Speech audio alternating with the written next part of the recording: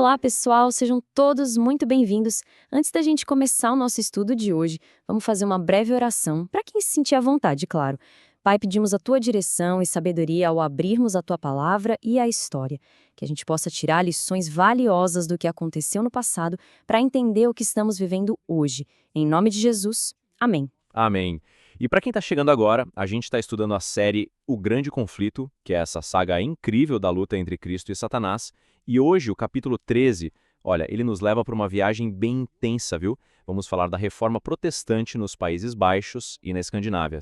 Isso mesmo! E todo esse estudo é produzido aqui pelo canal Nisto Cremos. Se esse conteúdo for uma bênção na sua vida, considere se inscrever, deixar um comentário. Isso ajuda demais o nosso trabalho a alcançar mais pessoas. Bom, mas agora sim, vamos mergulhar na história. Sabe o que é interessante? Quando a gente pensa em reforma, o primeiro nome que vem na cabeça é o de Lutero, né? Mas a verdade é que o terreno já estava sendo preparado, há séculos. A insatisfação com os rumos da igreja era bem antiga. Olha só que acusação poderosa que dois bispos fizeram na cara do pontífice em Roma. Eles não tiveram medo. Viram a corrupção e falaram na lata. E que acusação, hein? É de arrepiar. E o mais chocante é pensar que isso foi dito 700 anos antes de Lutero. Imagina a coragem desses dois bispos, numa missão oficial em Roma, falando isso na cara do poder. Eles viram a corrupção e não ficaram quietos. Exatamente. Isso prova que a reforma não foi um evento isolado, que surgiu do nada. Já existia um movimento subterrâneo. Pessoas como os missionários valdenses, por exemplo, viajavam a Europa toda de forma discreta, espalhando os ensinos da Bíblia. E eles já tinham chegado nos Países Baixos muito antes do movimento explodir. E essa semente da palavra realmente encontrou um solo muito fértil nos Países Baixos. Só que, ao mesmo tempo que a fé florescia, a perseguição que veio foi talvez uma das mais terríveis e sistemáticas de toda a história. Ali, a história da reforma foi escrita com sangue. É algo que a gente mal consegue conceber hoje em dia. Olhem só para essa lista. Ler a Bíblia, falar sobre a Bíblia, cantar um salmo, tudo isso virou crime. Crime punido com a morte. Isso sob o comando do imperador Carlos V. O poder do Estado foi totalmente usado para tentar apagar a fé das pessoas. E o pior é que não tinha saída, não havia misericórdia. Mesmo se a pessoa, sob tortura, negasse a sua fé, ela era executada. O objetivo era o extermínio total daquela ideia. A crueldade se tornou a política oficial. Mas no meio desse terror todo, a fé do povo brilhava de um jeito. Tem um relato incrível de uma família inteira que foi levada diante dos inquisidores, e quando perguntaram o que eles faziam escondidos, o filho mais novo respondeu com essa simplicidade aqui. Eles não estavam conspirando contra o governo, eles estavam apenas orando. E o testemunho não para por aí. Eles não oravam só por eles, oravam pelos seus governantes, pelas mesmas pessoas que os estavam perseguindo. Que nível de fé e de perdão é esse? Mesmo com esse testemunho lindo, a crueldade foi implacável. O pai e um dos filhos foram condenados à fogueira. E isso nos leva a uma verdade poderosa. Assim como lá no início do cristianismo, a perseguição não conseguiu apagar a verdade. Pelo contrário, cada pessoa que morria por sua fé se tornava uma semente. O testemunho deles plantava a convicção no coração de centenas de outras pessoas. A perseguição só fez aumentar o número de testemunhas. Surgiram pessoas como Manon Simons. Esse homem foi incrível. Por 25 anos, com a própria cabeça a prêmio, ele viajou por toda parte pregando uma fé baseada só na Bíblia. Uma mensagem de paz que era o completo oposto do fanatismo e da violência da época. E aqui a história dá uma virada fascinante. É um contraste absurdo, na verdade. Enquanto nos Países Baixos o evangelho avançava em meio a fogueiras e perseguição, lá no norte, na Escandinávia, a história foi bem diferente. Exato. Na Escandinávia, a reforma não chegou com violência, mas com ideias. Eram estudantes que foram para Wittenberg, na Alemanha, beberam da fonte da reforma e voltaram para casa com os escritos de Lutero. E o povo de lá, um povo simples, trabalhador, ouviu aquela mensagem e viu nela algo puro, algo que fazia sentido.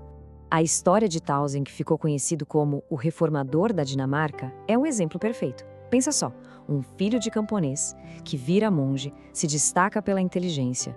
Ele é enviado para a universidade, mas com a ordem clara: não vá para Wittenberg. Só que a curiosidade foi mais forte. Ele foi, leu os escritos de Lutero e sua vida mudou.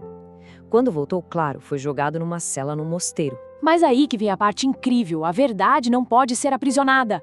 De dentro da própria cela, Tausen começou a ensinar a Bíblia para os outros monges e converteu todo mundo lá dentro. A coisa tomou uma proporção tão grande que um decreto do rei acabou protegendo os pregadores da nova fé e Tausen foi solto para pregar publicamente. É sensacional. E na Suécia, a gente vê um padrão parecido. Os líderes da reforma não eram príncipes ou bispos. Eram os irmãos Petri, Olavo e Lourenço, filhos de um ferreiro, pessoas do povo que estudaram a fundo as escrituras e por isso conseguiam defender a fé com uma clareza e uma coragem impressionantes. E é aqui que a gente chega no ponto central, na grande diferença entre as duas histórias. A pergunta é, qual foi a arma de cada lado? Nos Países Baixos, a arma do poder foi a espada, a força bruta. Na Escandinávia, a arma dos reformadores foi outra, a palavra de Deus na língua do povo. E essa frase de Olavo Petri, dita num debate público na frente do rei da Suécia, é o resumo de toda a reforma, a Bíblia e a Bíblia só. O que ele estava dizendo era revolucionário. A autoridade máxima não é o Papa, não são os concílios. A autoridade máxima são as Escrituras. Qualquer decreto da igreja que contradiga a Bíblia simplesmente não tem valor. Pensem no impacto disso. Foi uma transferência de poder gigantesca. A autoridade saía das mãos de uma elite religiosa e era colocada nas mãos do povo, por meio de um livro. A ideia de que qualquer pessoa podia ler a Bíblia e ter uma conexão direta com Deus, sem intermediários, isso mudou o mundo. E na Suécia, eles seguiram um plano, quase um passo a passo, que foi muito inteligente. Primeiro, o debate público para apresentar as ideias. Segundo, conseguiram apoio do rei, o que deu proteção e legitimidade ao movimento. Terceiro, o passo fundamental, a tradução completa da Bíblia. E por último, amarrando tudo, a educação. Foi decretado que os pastores ensinassem as Escrituras e que as crianças aprendessem a ler a Bíblia nas escolas. Foi uma estratégia completa que basicamente desmontou séculos de ignorância e superstição. A nação inteira foi transformada porque a base de tudo mudou. Saiu da obediência cega para uma fé baseada no conhecimento pessoal da palavra. E os resultados falam por si. Depois de uma luta terrível, a Holanda conquistou sua liberdade. E a Suécia se tornou um pilar do protestantismo, tão forte que, anos mais tarde, foi fundamental para salvar a própria reforma na Alemanha durante a Guerra dos 30 Anos. O impacto foi gigantesco. Exato. Mas, além do legado heróico, essa história toda nos deixa um aviso muito sério, que ecoa até os nossos dias. E o aviso é este: sempre que a igreja busca o poder do Estado para impor seus dogmas, o resultado é desastroso. A liberdade de consciência é a primeira a morrer. A lição dos Países Baixos, escrita em sangue, é essa. Fé imposta pela força não é fé, é tirania. E só gera perseguição. E por que isso é tão importante hoje? Porque a gente vê os mesmos princípios em ação. Vemos movimentos ecumênicos que buscam unidade religiosa para ganhar força política. Vemos uma pressão crescente para que o Estado imponha leis com fundo religioso como uma lei dominical, usando argumentos de bem-estar social, de proteger a família, o planeta. A história nos alerta que quando a igreja usa o braço do Estado, o fim da linha é sempre a perseguição de quem pensa diferente. É o cenário que Apocalipse 12, verso 17 descreve para o povo de Deus no tempo do fim. Por isso, no fim das contas, a grande bandeira levantada por esses reformadores é um chamado para a gente voltar à fonte. A Bíblia como única regra de fé. Eles lutaram e morreram pelo direito de cada pessoa ter acesso direto à palavra de Deus. E esse princípio é poderoso. E o convite que ecoa da história deles chega até nós hoje. Um convite para que cada um faça um estudo pessoal e profundo da Bíblia. Para que a decisão de seguir a Jesus não seja por tradição ou por imposição, mas por uma descoberta pessoal, por um encontro com a verdade nas páginas da sua palavra. Fica então essa reflexão para todos nós. O acesso à palavra de Deus foi a chave para a libertação daquelas pessoas. Que muros será que existem hoje nos separando dessa mesma verdade? A gente agradece demais a companhia de todos nesse estudo e esperamos que não percam o próximo capítulo da nossa série sobre o grande conflito. No nosso próximo encontro, a gente vai analisar o capítulo 14. E fiquem ligados, porque assim que a gente terminar essa série, vamos começar um estudo profundo nos livros de Daniel e Apocalipse. Que Deus abençoe cada um de vocês. A gente se vê no nosso próximo estudo aqui no canal Nisto Cremos. Até lá! Nisto Cremos Channel. Canal de Esperança.